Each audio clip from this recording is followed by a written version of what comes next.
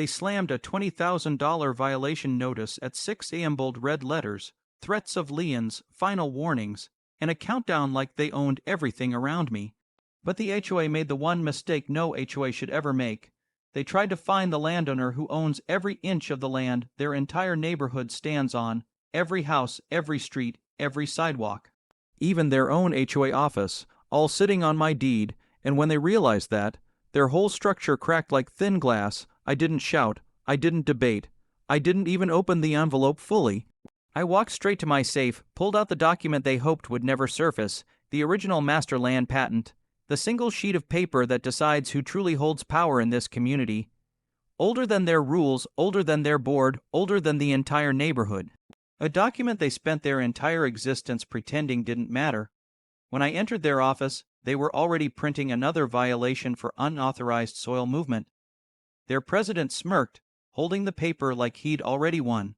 That smirk evaporated the second I laid the land patent on the table. He read it once. His eyebrows jumped. He read it again. His voice vanished. He read it a third time. Now his hands were shaking.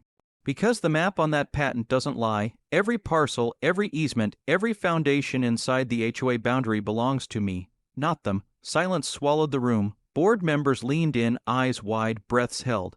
The president swallowed like he'd tasted his own downfall. One member whispered, "This changes everything." Another started panicking on Google like he could fix decades of ignorance with one search. I gently pointed to Section 14.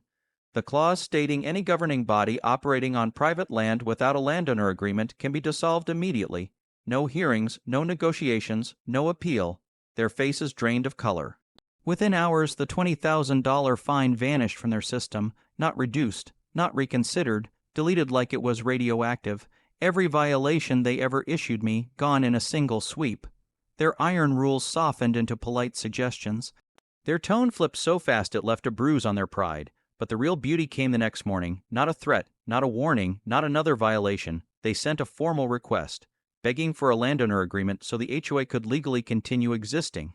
Imagine that. The same people who fined me $20,000 were now asking for permission just to breathe as an HOA, and I didn't rush to answer. Not because I wanted revenge, not because I wanted to dominate them, but because their actions revealed the truth. They never had power. They only borrowed it from land they didn't own.